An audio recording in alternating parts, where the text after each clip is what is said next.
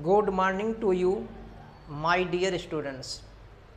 यदि आप हमारे चैनल पर नए हैं तो इस चैनल को सब्सक्राइब कर लें और अपने सभी मित्रों, दोस्त यारों को, फ्रेंड्स को शेयर कर दें और वीडियो को लाइक ज़रूर कर दें ताकि हमारा मनोबल कुछ बढ़ता रहे और हम आपको अच्छे से अच्छे ज्ञान, उपयोगी ज्ञान देते रहें। ऐसा ज्ञान जो किसी न किसी एग्ज़ाम में पक्का पूछा जाता है। जब कॉन्सेप्ट क्लियर रहेगा तभी आप हल कर सकते हैं, कॉन्सेप्ट क्लियर नहीं रहेगा तो नहीं हल कर पाएंगे। खास करके हमारा केंद्र बिंदु जो है यूपीएससी आईएएस को लेकर है, साथ में पीसीएस को भी। इसमें वनडे वाले भी अपना कॉन्सेप्ट क्लियर कर सकते हैं। जब कॉन्सेप्ट क्लियर रहता है तो फैक्ट याद किया नहीं जाता, फैक्ट स्वतः याद हो जाता है, रटा नहीं जाता, स्वतः रट जाता है। तो हमारा जो आज का टॉपिक है सूर्यातप, नाम सुना होगा सूर्यातप। दूसरा टॉपिक है अल्बीडो और तीसरा टॉपिक है पार्थिव विकिरण। इसमें हम लघु तरंग की भी बात करेंगे, दीर्घ तरंग की भी बात करेंगे। ये भी बात करेंगे पृथ्वी किन कारणों से गर्म हो रही है। आज के समय ग्लोबल वार्मिंग भी समस्या बढ़ रही है तो उस पर भी कुछ ना कुछ मुद्दे पर चर्चा हो सकता है। तो हम टॉपिक शुरू करते हैं। एक है सूर्यातप, सूर्यातप, सूर्यातप, सूर्यातप। दूसरा टॉपिक है अल्बीडो, अल्बीडो, अल्बीडो। और तीसरा टॉपिक है पार्थिव विकिरण, पार्थिव विकिरण, पार्थिव विकिरण। तो ये तीन टॉपिक हैं। एक टॉपिक है सूर्यातप, दूसरा है अल्बीडो, अगला है पार्थिव विकिरण। इस पर हम चर्चा करेंगे। अब इसमें समझना सूर्यातप है क्या। सपोज करिए आप ये जान रहे हैं ये सूर्य है,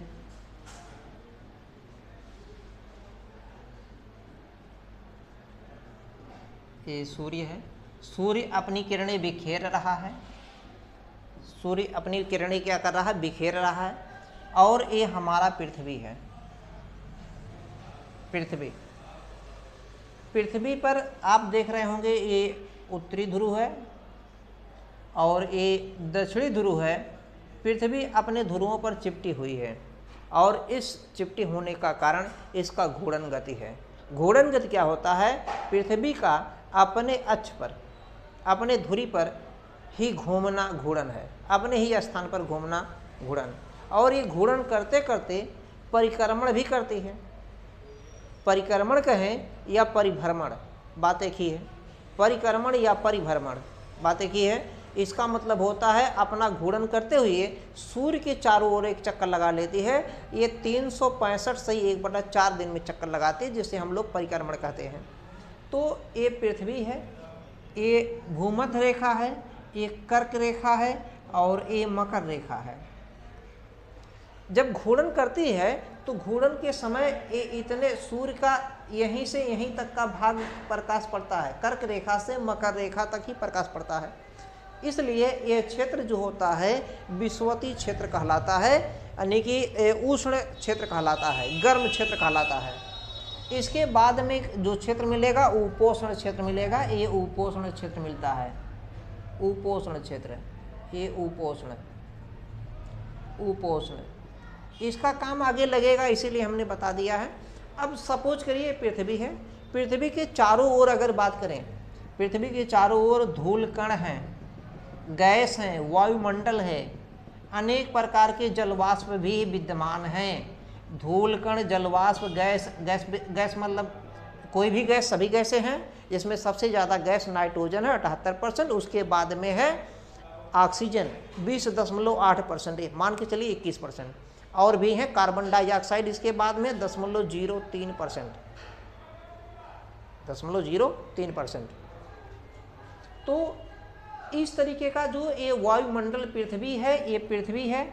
पृथ्वी के चारों ओर जो एक गैसीय आवरण है, जिसमें धूलकण भी हैं, जलवाष्प भी, आर्द्रता जिसे कहते हैं, वायुमंडल में विद्यमान जलवाष्प की मात्रा को आर्द्रता भी कहा जाता है। ये सब जो विद्यमान आप देख रहे हैं इसी को वायुमंडल कहते हैं।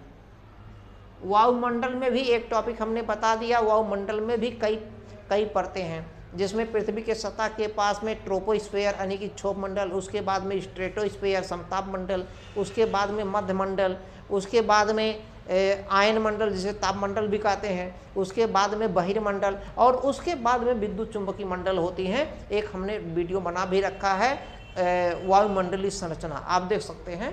वायुमंडलीय संरचना बहुत विस्तार में कर दिया गया है। तो ये वायुमंडल है। ये जो सूर्य की किरणें जो होती हैं जब पृथ्वी पर आती हैं, यहाँ से चलती हैं सूर्य की किरणें, सूर्य की किरणें पृथ्वी पर आ रही हैं ऐसे।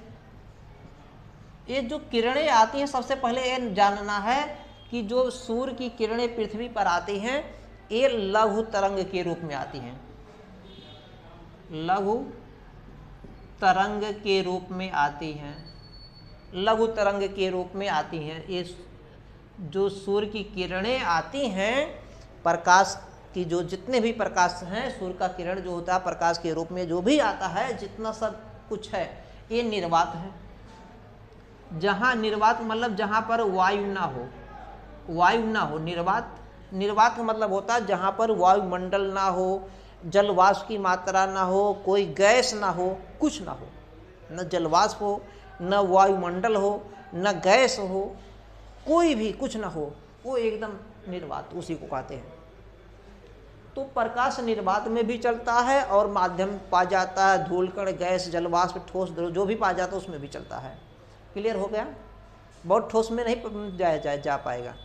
तो कुल मिलाकर के जो सूर्य से किरणें आती हैं लघु तरंग के रूप में, जितना भी आ रही हैं सूर्य की किरणें, इसी आने वाली सूर्य की किरण को सूर्यातप कहते हैं। आने वाले सूर्य की किरण को क्या कहते हैं? सूर्यातप। क्लियर हो गया? सूर्य से आने वाले प्रकाश की सभी किरणों को, सभी विकिरण को सूर्यातप कहते हैं। क्लियर हो गया? अब सूर्यातप यहाँ तक है, ये वायुमंडल का भाग है, वायुमंडल का भाग। जब सूर्य की किरणें यहाँ पर आती हैं, टकराती हैं वायुमंडल से, तो वायुमंडल में यहाँ पे कुछ बादल के भी कण मिलेंगे, बादल भी बना मिलेगा यहाँ पर, यहाँ भी ज़्यादा भी बादल मिलते हैं, सब जगह अलग अलग मिलेंगे, यहाँ कम मिलेगा। लेकिन जब वायुमंडल मिलता है, सूर्य की किरणें जो भी आती हैं, तो कुछ किरणें यहीं से टकरा के वापस चली जाती हैं, यहीं से सतह से ही टकराकर वापस चली जाती हैं। कहाँ पर? अंतरिक्ष में, अंतरिक्ष में वापस चली जाती हैं। वायुमंडल के बाहरी सतह से टकराकर वापस चली जाती हैं, वायुमंडल के बाहरी सतह से टकराकर वापस चली जाती हैं। ऐसा जाने वाली कुल जो वापस बाहर से सतह से टकरा के जा रही हैं अंतरिक्ष में, ये 32% टकराकर वापस जाती हैं, परावर्तित होती हैं यहीं से। क्लियर हो गया? अब 32% जब चला जाएगा तो जो शेष 100 में से 32 घटा दीजिए, 100 - 32 जितना आएगा वो हो जाएगा। तो जितना ये सूर्य की किरणें जो आ रही थी यहाँ से कुछ टकरा गई, 32% यहीं से वायुमंडल के बाहरी सतह से निकल गई, शेष ये आती है। अब इसमें जब आते हैं तो ये जो धूल कण हैं, जो गैसें हैं, ये इनको प्रकाश को रोकते नहीं हैं, अवशोषित नहीं करते, आने देते हैं। और ये आते कहाँ पर? पृथ्वी पर, पृथ्वी के सतह पर। पृथ्वी के सतह पर देखेंगे 2 भाग में बटा हुआ है। पृथ्वी का सतह जो होता है, ये सतह पृथ्वी का सतह 2 भागों में बटा हुआ है। एक भाग है महाद्वीप, और दूसरा है महासागर। तो पृथ्वी का सतह 2 भाग में बटा हुआ, एक महाद्वीप, एक महासागर। चाहे महाद्वीप से टकराए जो शेष प्रकाश की किरणें आ रही हैं सूर्य से, या महासागर से टकराए, तो इनका पृथ्वी अवशोषण कर लेता है। पृथ्वी क्या कर लेता है, अवशोषण। लेकिन इसमें कुछ ऐसे भी होते हैं कि अवशोषण नहीं करता बल्कि उनको वापस भेज देता है। जैसे कोई चिकना पदार्थ, रेतीला पदार्थ, रेत आ गया, बालू या बर्फ आ गया, सबसे ज़्यादा बर्फ ही परावर्तक है, परावर्तन कर देता है सबसे ज़्यादा बर्फ। और ये मिलेगा बर्फ ज़्यादा, सबसे ज़्यादा यहाँ पर मिलता है अंटार्कटिका महाद्वीप। अंटार्कटिका महाद्वीप ये यहीं पर है, दक्षिणी ध्रुव के पास में ही है अंटार्कटिका महाद्वीप। तो सबसे ज़्यादा अल्बीडो किसका होता है, बर्फ का होता है। पूछा गया प्रश्न है। अल्बीडो क्या है, अभी हम आगे चर्चा करें। तो जो प्रकाश की किरणें पृथ्वी के सतह पर आए, चाहे महाद्वीप पे आए या महासागर पे, ये आने के बाद में 32 तो निकल गया, जो शेष बचा यहाँ पर आया, उसमें से कुछ को प्रकाश की किरण को पृथ्वी अवशोषित नहीं करती है, वापस भेज देती है, यानी कि परावर्तित कर देती है। तो ऐसा परावर्तन जो पृथ्वी के सतह से परावर्तन होता है, पृथ्वी के सतह से परावर्तन, पृथ्वी के सतह से परावर्तन जो होता है, पृथ्वी के सतह से परावर्तन होने वाली की संख्या कितना है, 32%, 2%। 32% यहीं से हो गया था, वह मंडल के बाहरी सतह से। 2% जो है यहाँ से पृथ्वी के सतह से, 2% पृथ्वी के सतह से परावर्तित होता है। यही जो पृथ्वी जिसको अवशोषित नहीं किया, जिसको अवशोषित नहीं किया, परावर्तित कर दिया, यही जो 2% वाला भाग है, यही अल्बीडो है। अल्बीडो, अल्बीडो ऐसे भी लिख सकते हैं और ऐसे भी लिख सकते हैं। अल्बीडो, चाहे छोटा आ लिखें या ए लिखें, इसको ऐसे लिखा जाता है, ALBEDO, अल्बीडो। तो अल्बीडो बहुत बार पूछा गया प्रश्न है। अल्बीडो क्या होता है, पृथ्वी के पास में जो सूर्य की प्रकाश की किरणें आती हैं, जिनको अवशोषित नहीं करती है, जिनको बिना अवशोषित किए उत्सर्ग परावर्तित कर देती है। ये परावर्तित है भाग, ये ऊर्जा जो 2% है, ये परावर्तित ऊर्जा है, परावर्तित ऊर्जा, परावर्तित सौर विकिरण है, परावर्तित सौर विकिरण, विकिरण, परावर्तित सौर विकिरण है, परावर्तित ऊर्जा है, परावर्तित सौर विकिरण की ऊर्जा है 2%। यही जो 2% है, यही अल्बीडो है। ये 32% यहाँ से चला गया, वायुमंडल के बाहरी सतह से। 2% को पृथ्वी ने अवशोषित नहीं किया, यहाँ भेज दिया। तो ये कुल मिला के 32 और प्लस 2, 34% जिसको पृथ्वी अवशोषित नहीं करती है, वापस भेज देती है। क्लियर हो गया? ये सब पूछे गए हैं प्रश्न, पूछे भी जा सकते हैं। तो जो वापस जा रहा है, जिनको परावर्तित नहीं कर रहा है, तो चिकना जो तल होगा, चिकना तल, वहाँ से ज़्यादा परावर्तन हो जाएगा। जैसे बर्फ जो होता है सबसे ज़्यादा परावर्तित करती है, इसका मतलब बर्फ का अल्बीडो सबसे ज़्यादा है। अल्बीडो कुल मिलाकर के अंटार्कटिका का क्षेत्र, और भी जगह मिलेगा, पहाड़ों पर भी मिलेगा, कई जगह भी मिलेंगे बर्फ जहाँ पड़े होते हैं। ऊंचाई वाले पार्ट पर ठंड ज़्यादा होने से बर्फ, जल बर्फ में बदल जाता है, तो वहाँ से परावर्तन हो जाता है। तो ऐसे होने की संख्या 2% है। तो 2% जो अल्बीडो है, इसकी भी भूमिका है 2%। अब जितने लोग यूपीएससी में एग्जाम में बैठते हैं, फार्म भरते ही 11-12 लाख लोग, अंत में सीट 1000 पे होता है, तो समझ लीजिए वो अल्बीडो लोग हैं। वही जो यहाँ से आकर के गए हैं, यही इतने लोग ही सेलेक्ट हुए हैं, बाकी सब तो प्री में ही छट गए। जो शेष कुछ बचे थे मेंस में हट गए, और जो कुछ बचे थे इंटरव्यू में हट गए। तो शेष यही जो है, समझ लीजिए अल्बीडो। क्लियर हो रहा है? अब सवाल यहाँ पे ये हो गया, अब जिनको पृथ्वी अवशोषित किया, जो शेष प्रतिशत आया था, शेष प्रतिशत, तो उन शेष को उसमें 2% ही परावर्तित कर दिया। अब जो शेष बचा है, यानी कि 34% वापस हो गया।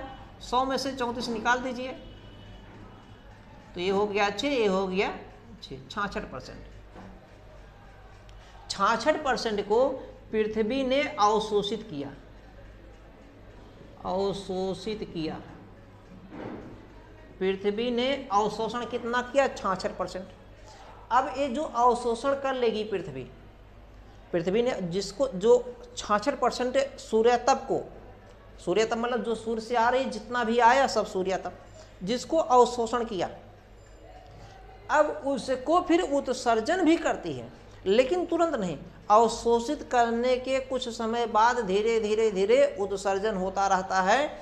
पृथ्वी की प्रकाश की किरणें सूर्य से जो है सुबह से लेकर अवशोषण होता रहता है, शाम तक अवशोषण होता रहता है, लेकिन दोपहर के बाद में कुछ उत्सर्जन भी हो जाता है, शाम तक और उत्सर्जन होने लगता है, रात्र में अवशोषण होगा ही नहीं, केवल उत्सर्जन ही होगा। जिस क्षेत्र में समझ लीजिए हम भारत में है, भारत की बात हो रही है, तो रात्र में जब केवल उत्सर्जन ही होगा और ये उत्सर्जित जो करेगा, जो पृथ्वी जिसको उत्सर्जित कर रही है, जिसको पृथ्वी उत्सर्जित परावर्तित नहीं अपने अंदर से जाकर के उत्सर्जित करे, यानी पहले अवशोषण किया फिर उसका उत्सर्जन किया है, पहले अवशोषण किया फिर उसका उत्सर्जन किया, ये उत्सर्जित भाग है, उत्सर्जित विकिरण ऊर्जा। उत्सर्जित विकिरण ऊर्जा को ही हम लोग पार्थिव विकिरण कहते हैं। पार्थिव विकिरण कहते हैं। पार्थिव विकिरण किसको कहते हैं? जिसको पृथ्वी ने, जिन सूर्यातप को पृथ्वी ने अवशोषित पहले किया, अवशोषण करने के बाद में फिर उत्सर्जन कर दिया, वो उत्सर्जित भाग ही, उत्सर्जित विकिरण ऊर्जा ही पार्थिव विकिरण है।